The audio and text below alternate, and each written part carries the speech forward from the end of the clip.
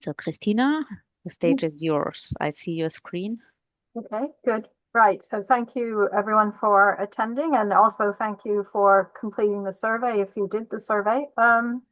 Right. So just as a reminder, I was in charge of work package 2, which was meant to look at the remote NMR landscape. And actually, most of the work in work package 2 was these 5 objectives here, which were done in the first 18 months of the project. And this was really collecting information about the state of remote NMR at around 2022, post-pandemic, and really the outputs of the various surveys and the data that we collected was used as input for work packages 3 and 4, where they developed a lot of the procedures, which are now part of our plan for remote access. But we really decided at the meeting in Sitges, but also before then, that maybe it would be interesting to do one more survey at the end of the project to see whether things have changed, partly to see whether remote access has changed. Are there more people, fewer people using remote access? Has the software that they use changed? But also to see if we could collect some useful information for the reports that need to be written for the project about awareness of the community of the project and whether the project's had an impact within the community. And so we designed a final survey, which was open between the 2nd and 20th of June this year. And since last Friday, I've done some analysis, and that's what I'm going to present. So the survey was the total survey had lots and lots of pages, which I think may have put off some people, but actually because there were lots of different, like you were either a manager or a user, there actually weren't that many questions that people had to answer. So it was fewer questions than in the early surveys, but it focused more on whether they had been using remote access and were still using remote access now, and whether the software that they used had changed. So this shows a kind of flow chart. Just put a pointer up. It shows a flow chart really of the survey. So somebody either had to be a manager or a user of NMR. And then the first question, there were some general questions, and then there was the question whether they had used remote access in 2022 when we did the first survey, so they could either answer yes or no. And depending, for example, if they answered yes, we wanted to know, are they still using remote access, yes or no? And then if they hadn't used remote access in 2022, had they now implemented remote access, or were they still not using remote access? So there are different ways the survey went. And for each of these different kind of responses, it's possible to analyze the data by filtering the responses from the survey. So in terms of participation, there were in total 269 participants in the survey. And of these, 88 were NMR facility managers and 181 were NMR users. So for comparison, in the initial survey, we had 142 NMR managers. So the response this time was about 62% of the response to the first survey, which is okay. Slightly disappointing that we didn't have more users responding. So we had over 400 users in the first survey. So we're down to less than half of the response rate from the initial survey. So I'm going to start off with the results for the managers, then the results for the users, and then finally look at the impact of the project and compare responses from managers and users. So for the responses for the 88 facility managers, this gives a summary of the geographic distribution of the facility managers. And as we saw in the initial survey, there are lots of facilities in France, Germany, and the UK. So we had quite a few responses from there, maybe slightly less from Germany than we might have expected. Unfortunately, we had a number of countries with no responses, but that's just the way it is. But the distribution isn't that different from what we had in the original survey. And then the managers were asked whether their facility is a national infrastructure or a yes or no. So again, we have slightly more facilities that aren't national infrastructures, but this distribution was exactly the same as we had in the initial survey, which suggests that we're getting responses from the same sorts of people. So a comparison of the original and these new results is meaningful. And we also had responses from people running facilities of a whole range of sizes in terms of the number of spectrometers. So that's good. And then these are questions which we had asked in the original survey. So the type of NMR. So it's primarily, so there are very few of the facilities that are solid state only, but quite a few that are either primarily solution or a mixture of both solution and solid state NMR. And this is statistics about the types of users. And again, these charts are quite similar to what we'd seen in the original survey. So we asked, this was a question that we asked in the original survey. So up to the end of 2022, was remote access available at their NMR facility? And this is a similar pattern to the responses we had for the survey in November 2022. And so now we're going to look at responses from the people who said yes, and then also the responses from people who said no. So for facilities that responded that yes, they had provided access, we once again asked them what software they'd been using in 2022, because this will allow us to do a comparison with the software that's currently being used. In the original survey, we had very few options here, so there were a lot of responses to other, and it became clear that people had been using, even during the pandemic, quite a lot of different software options, and those were listed specifically in this survey. And so the next question was about what's happening currently. So in the first half of this year, they could say they were still using remote access, but it had increased at the facility, or it was roughly this, they were still using remote access, but roughly the same number of users as before, or the remote access had decreased. Or they could say that although they had been providing remote access, they no longer were providing remote access. So 86% of the facilities that had provided remote access in 2022 are still providing remote access to spectrometers, but 14% of the facilities have no longer provide remote access. So if we now focus in on the facilities that still provide remote access, we asked if the software that they use for remote access has changed since 2022. So here we have a total of 42 facilities that had responded yes to the still providing remote access. 15 of them have changed the software that they use, 27 haven't. So there's been quite a few facilities which have changed their remote access software. And so they were asked to specify, so those 15 facilities that had changed the software were asked to tell us what software they were currently using. So that's summarized here. And then because of the way the survey software works, I can look at exactly what software those 15 facilities were using initially.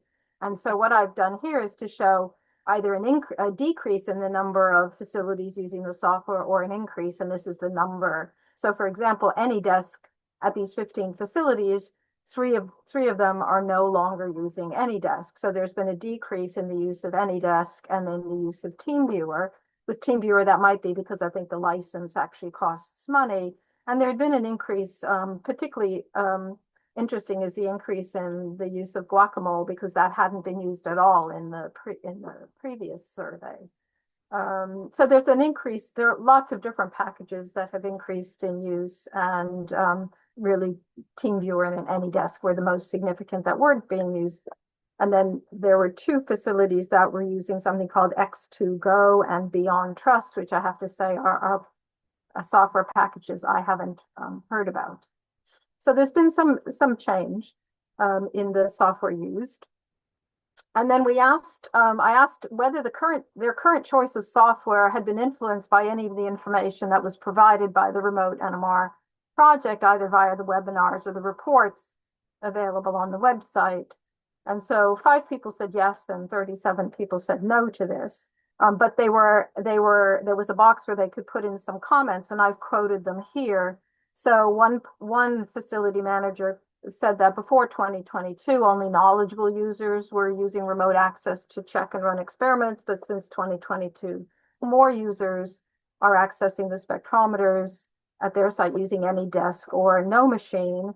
And then R NMR provided a good overview of available software, and Guacamole seems to be the best option for free, controllable, and secure access to the spectrometers. However, it requires a setup involving university IT to ensure it complies with security matters. So I think possibly it's this the necessity of the IT staff to get involved that maybe has stopped them from implementing Guacamole, but they did get the message that it was a good solution. So another facility said that Guacamole software was being tested at their site because they had attended on the basis of attending an R NMR webinar where this was presented.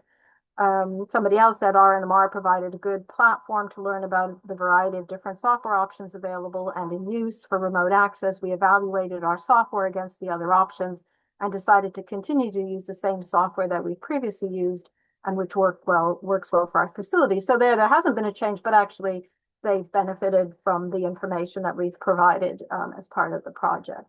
And then somebody else said we've learned about additional features related with remote access and data transfer. And we've also installed the log software for data management and sharing. So there's some positive feedback from the community, which I think shows that our project has had a beneficial impact on some facilities.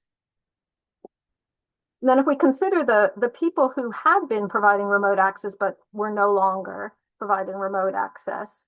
So I asked the question, why does your facility no longer provide remote access to spectrometers? And I gave them some options. So no longer any demand for remote access from users. That was in 5 of these 7 responses. That it was too much effort was required by facility staff to provide remote access. So I guess this would be the case if the facility staff were having to load in samples, or possibly if it was a solid state NMR facility, which required a lot of input from the facility staff. And then in some cases, IT concerns meant that remote access had to be disabled. So there are different reasons why people aren't providing remote access anymore. And so now to go to the other side, these were people who facilities that didn't provide remote access back in 2022. And in 2022, we asked them why. So in some cases, there was no demand for remote access during the pandemic. There were no restrictions on access during the pandemic. It was too difficult to implement, or there were IT security concerns. So that was the reason for not implementing a remote access before 2022. And then they were asked to consider the period since 2022, whether the facility had started to provide remote access, and 7 facilities had said yes, but there are 32 that were still not providing remote access. So looking at the new facilities providing remote access, they were asked what software they were using, and this shows the software in use there. So we've got one facility using Guacamole, which was certainly the software that was recommended as part of our project, but they've implemented a range of different solutions for remote access. And then if we think about the people who are still not providing remote access, we have the question, so they could read this statement. So the aim of the remote NMR project has been to develop a common framework for remote spectrometer access, taking into account best practices across the EU, UK, standardized protocols and training for remote access via downloadable documents and online webinars are being made available via the rnmr.eu website. Would your NMR facility find this material useful to reevaluate its policy towards remote access? And I think it's nice to see that 63% of the facilities still not providing remote access answered yes to this. And I think that indicates that there are facilities not providing remote access that are still open to considering implementation of remote access. So I think it's important that all the documentation that we've created as part of the 3-year project continues to be available to the NMR community. And I would say that the RNMR project can continue to have an impact in the community even after the end of the project at the end of this month. So I guess that's a positive result from the survey. So that's the summary of what the facility manager said. And now the results for the 181 users of NMR facilities. So again, this shows the geographic distribution. We have an outstanding number of submissions from Croatia. Well done, more than the UK. So you can see the distribution is quite skewed. And I think in some cases, many of the users will be using the same facility, and so the answers that they give may be quite similar. And the majority of the respondents were graduate students or postdocs. In the original survey, we had a lot of research group leaders responding, so that number dropped a bit in this user survey. And the people who responded are primarily doing solution state NMR, and the majority doing biomolecular NMR research, which I think was the case before as well. So they had the same question about whether they did or did not use remote access up to 2022. And we have quite a few who didn't, so slightly over 50% didn't use remote access. And so again, we have this flow chart and we can look at different groups of respondents. So for those who said yes, we asked where the remote access was provided. So the majority of people are using remote access at the NMR facility in their home university or research center, a smaller number using it at national or international NMR infrastructures. And then they were asked up to the end of 2022. So when they were initially using remote access, what software was in use. And as was the case with the facility managers, we didn't have any people using Guacamole before our project started, and actually quite a few people using TeamViewer.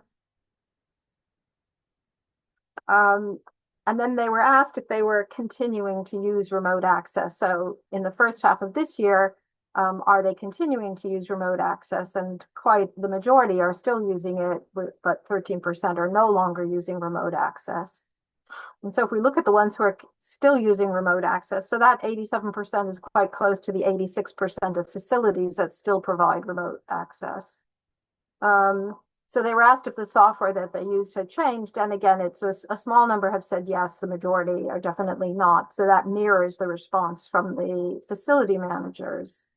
And again, we can look at specifically at the responses for those 16 users, how the software being used has changed. So again, for these users, the use of AnyDesk has decreased, and actually TeamViewer decreased a lot.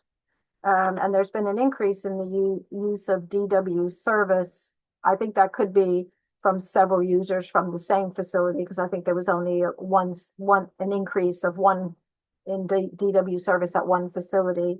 We've got an increase in one user using Guacamole, actually a decrease in No Machine, and actually a huge decrease in TeamViewer, which could again be related to the cost of having a TeamViewer license. So similar statistics to see as we've seen for the facility managers.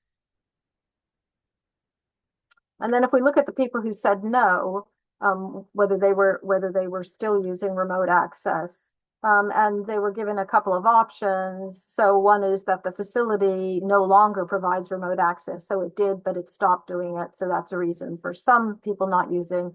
And then they were asked if they prefer to work in the NMR facility sitting in front of the console. And there were 50% of the respondents to this question prefer to be at the NMR facility. And I would say I can understand that in some ways. In our NMR facility, a few of the students know that if they come and sit in front of the machine, they can then ask me endless questions about how to do things. Whereas if they're doing things remotely, it's not quite so easy to ask questions. So I think particularly for new inexperienced users, sometimes being at the facility can be a good thing.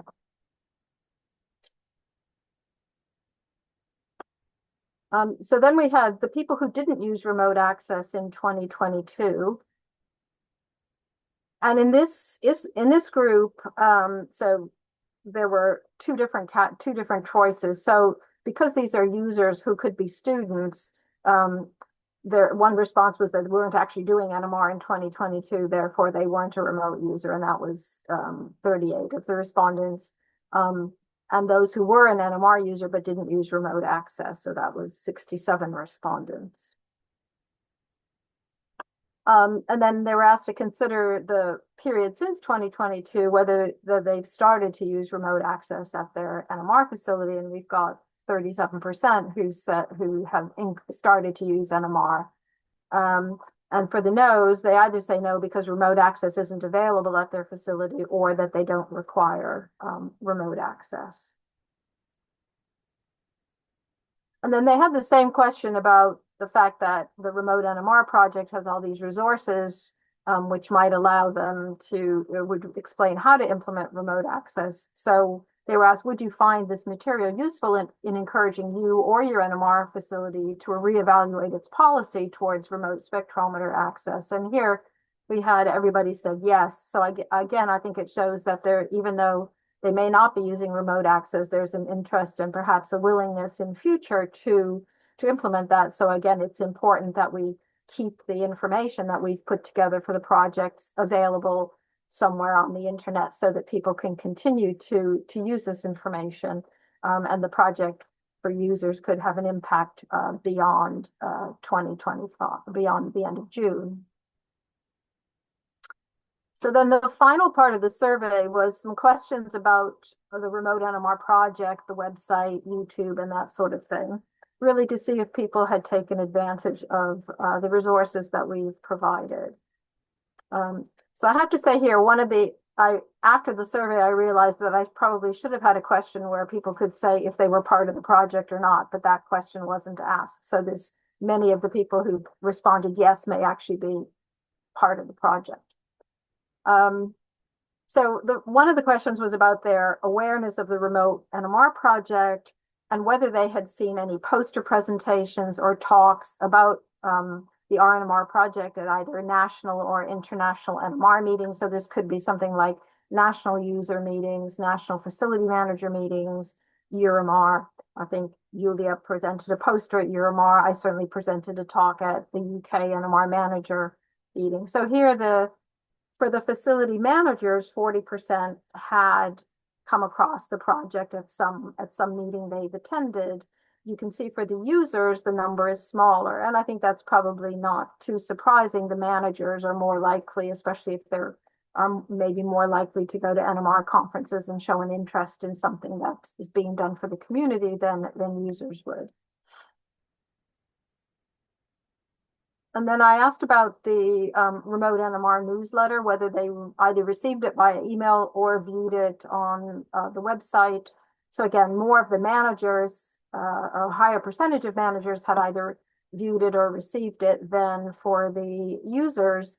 But I guess the no answers here, that should be people who aren't directly involved in the project, because I think all of the partners in the project automatically get the newsletter. Then we said the project has a dedicated website which provides information about all aspects of the project. Have you visited the R NMR website? So about half of the managers who responded have actually been to the website, which is good. The other half haven't, but hopefully they now have the URL, so maybe they will look at the website. And again, for the NMR users, the number of users accessing the website was lower, but still there are 55 of the people who responded to the survey as NMR users have been to our website, which is quite good to know. Then they were asked whether they have accessed, viewed, or downloaded any of the slides or recorded presentations that are available on the training page on the website. And here the numbers are pretty similar between managers and users. So we've got people who've downloaded the slides, people who viewed the R NMR presentations. And so, about slightly more than half have done one or both of those. And that's true for both the managers and the users. And then asked about the YouTube channel. So here, fewer people have viewed the YouTube channel. I guess some of the information on the YouTube channel is also available on the website, so they may have accessed the videos that way. But there's still some people who are using the YouTube channel. You might have expected maybe more of the users being a younger age group, but that doesn't seem to be the case. So even some of us older facility managers are looking at YouTube. And then we asked more specifically about exactly what reports or tools that they might have downloaded from the outcome page. So here's a list of various things that were available, all the different reports and the carbon footprint calculator and the workflow for solution NMR, the workflow for solid state NMR. So if you look at the managers, the most popular thing was the carbon footprint calculator. And I think we know from the good attendance at the helium recovery symposium that people are really quite interested in helium and the carbon footprint of NMR in general. But we've had, people accessing all the different documentation that we have put on the website. In the case of the users, still interested in the carbon footprint calculator, but more interested in the workflow for remote solution NMR, which is nice to know because we really want users of NMR spectroscopy to take advantage of that nice workflow produced as a way of maybe understanding the best way for them to collect NMR data. And also a lot of interest in standard operating procedures, which again is something that we would want users of NMR facilities to take advantage of. So that's a summary of most of the outcomes from the survey. The survey will, in some form, or the results of the survey will be uploaded onto the website. There are lots of different, because there are lots of different permutations of answers to questions, there are lots of ways of analyzing it. But definitely, I guess the video will go, the recording of this will go on the website, but the slides can also go onto the website. If any of you are interested in having some country-specific survey responses analyzed, if you just send me an email, if you say you want to know what responses from Germany were compared to the rest of the overall responses, I can easily generate that information.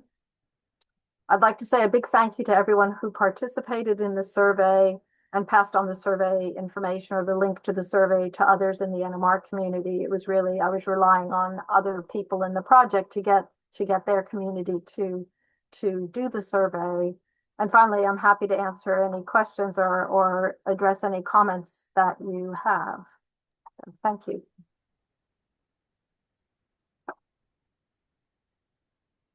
Thanks a lot, Christina. So are there any comments?